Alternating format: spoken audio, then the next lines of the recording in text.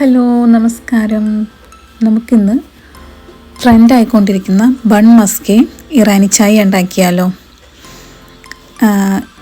ഞാനിവിടെ എടുത്തിരിക്കുന്നത് മിൽക്കി മിസ്റ്റിൻ്റെ ബട്ടറും അമൂലിൻ്റെ മിൽക്ക് മെയ്ഡുമാണ് എടുത്തിരിക്കുന്നത്.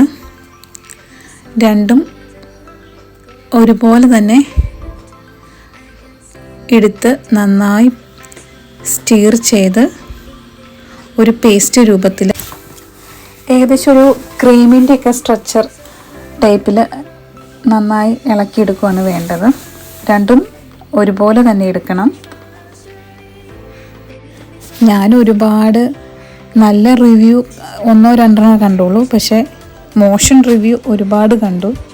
അപ്പോൾ അതുകൊണ്ട് തന്നെ ഞാൻ വലിയ എക്സ്പെക്റ്റേഷൻ ഒന്നും കൊടുക്കുന്നില്ല.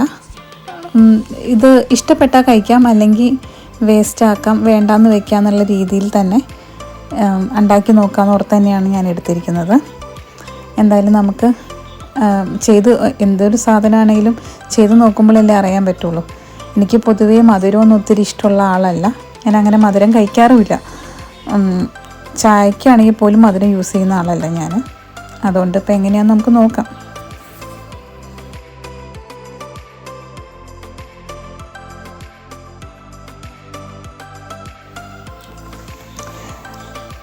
ബൺ മസ്കയുടെ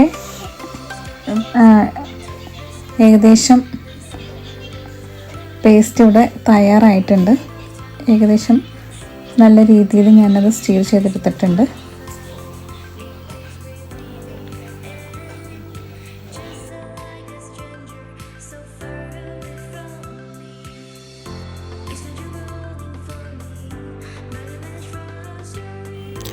അതിൻ്റെ ഒപ്പം തന്നെ ഞാൻ ഇറാനി ചായ ഉണ്ടാക്കാൻ വേണ്ടി ഞാനിവിടെ ഗ്യാസിൽ വെള്ളം വെച്ചിട്ടുണ്ട്.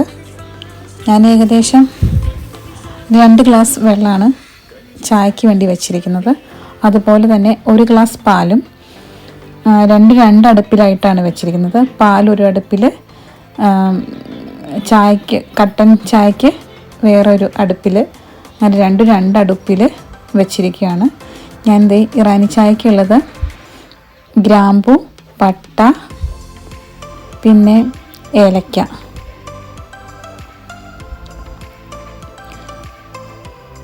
പിന്നെ ചായപ്പൊടി ഇട്ട് ഞാൻ നന്നായി മൂടി വയ്ക്കുകയാണ്.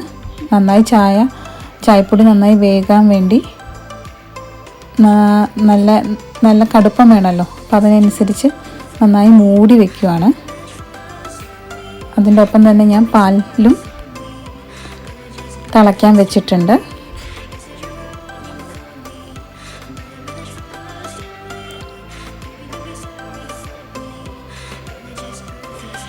അത് 5 മിനിറ്റ് നന്നായി മൂടി തന്നെ ഇരുന്ന്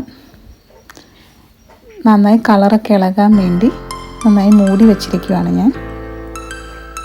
അതിൻ്റെ ഇടയ്ക്ക് നമുക്ക് ചില വീഡിയോസിലൊക്കെ കുക്കറിലാണ് ചായപ്പൊടിയും ഗ്രാമ്പും ഏലക്കയും കറുകപ്പട്ടയൊക്കെ വേവിക്കുന്നത് കണ്ടത്, കുക്കറിൽ ചായ. പക്ഷേ ഞാൻ ഇവിടെ കുക്കർ പല കാര്യങ്ങൾക്ക് ഉപയോഗിക്കുന്ന കുക്കറായതുകൊണ്ട് പല കറികളൊക്കെ വയ്ക്കാൻ ഉപയോഗിക്കുന്നതല്ലേ, നമ്മൾ എത്ര തേച്ചുരുങ്ങി കഴുകി വൃത്തിയാക്കി വെച്ചേക്കണമെന്ന് പറഞ്ഞാലും. അതുകൊണ്ട് എനിക്കെന്തോ കുക്കറിൽ ചായ ഉണ്ടാക്കാൻ തോന്നിയില്ല.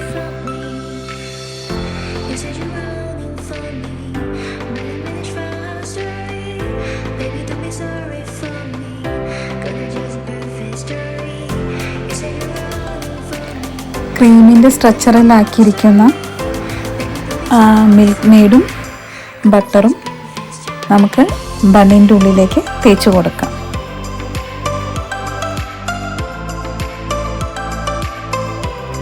ബണ്ണ് ചെറുതായി കീറിക്കൊടുത്ത് അതിൻ്റെ ഉള്ളിലും സൈഡിലും എല്ലാം ഞാൻ നന്നായി തൂത്ത് കൊടുക്കുന്നുണ്ട്.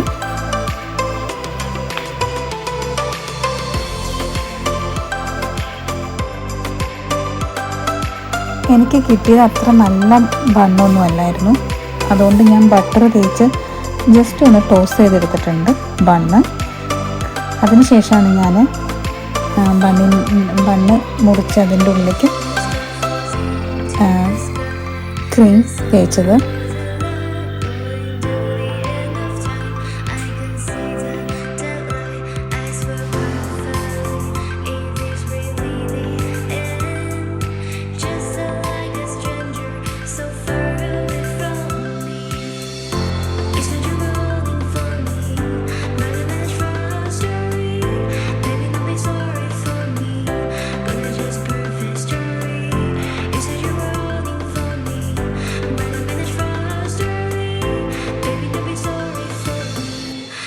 Just perfect story.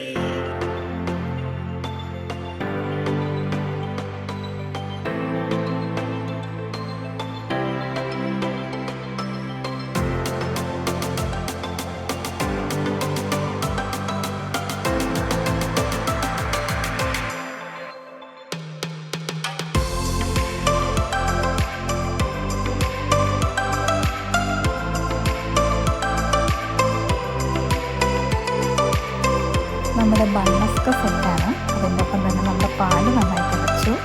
പാല് തിളച്ച് തുടങ്ങിക്കഴിഞ്ഞപ്പോൾ ഞാനെന്താ ഇറാനി ചായയുടെ രണ്ടാമത്തെ സ്റ്റെപ്പിലേക്ക് കിടക്കുവാണ്. നന്നായി തിളച്ചുകൊണ്ടിരിക്കുന്ന ചായയിലേക്ക് നന്നായി തിളച്ച് കിടക്കുന്ന കട്ടൻ ചായ ഒഴിച്ചു കൊടുക്കാൻ പോവുകയാണ്.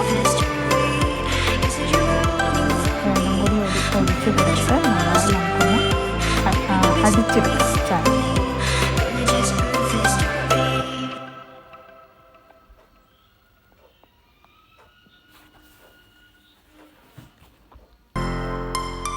നന്നായി ഒന്ന് അടിച്ചെടുത്ത ശേഷം ഞാൻ ഗ്ലാസ്സിലേക്ക് ഒഴിക്കുകയാണ്. നമ്മുടെ ഇറാനി ചായ റെഡിയാണ്.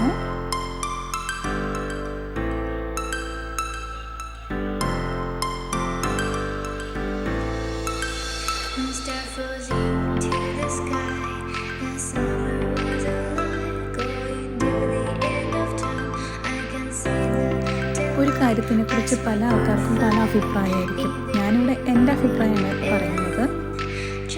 ഒരു സാധനം മോശമാണെന്ന് നമ്മൾ കരുതി കഴിച്ചതുകൊണ്ടാണോ എന്ന് എനിക്കറിയത്തില്ല. എനിക്ക് ബൺമസ്ക ഇഷ്ടമായി. ഇനിയിപ്പം നിങ്ങൾ ഉണ്ടാക്കി നോക്കുമ്പോൾ നിങ്ങൾക്ക് ഇഷ്ടപ്പെടുമെന്ന് എനിക്കറിയത്തില്ല. പൊതുവേ എനിക്ക് മധുരമൊന്നും ഇഷ്ടമില്ലാത്ത ആളാണ്. പക്ഷേ എനിക്കെന്തോ അത് ചായയാണെങ്കിലും നല്ല ടേസ്റ്റാണ്. ഞാനിപ്പോൾ കറുകപ്പട്ടയൊക്കെ ഇട്ട ചായയൊക്കെ എന്തായിരിക്കുമോ ടേസ്റ്റ് എന്നൊക്കെ ഞാൻ ആദ്യം ഓർത്തായിരുന്നു. പക്ഷെ നല്ല ചായയാണ്. എനിക്ക് ഇഷ്ടപ്പെട്ടു, ചായ ഇഷ്ടപ്പെട്ടു, ബൺമസ്ക ഇഷ്ടപ്പെട്ടു. ഇനി നിങ്ങൾക്കൊക്കെ എങ്ങനെയാണെന്ന് എനിക്കറിയത്തില്ല കേട്ടോ. അമ്മയ്ക്കാണെങ്കിലും അമ്മയോട് ഞാൻ ചോദിച്ചപ്പോൾ അമ്മയ്ക്കും ഇഷ്ടപ്പെട്ടു. അനിയൻ കൊച്ചിനോട് ചോദിച്ചപ്പോൾ അനിയൻ കൊച്ചും ഇഷ്ടപ്പെട്ടു എന്നാണ് പറഞ്ഞത്.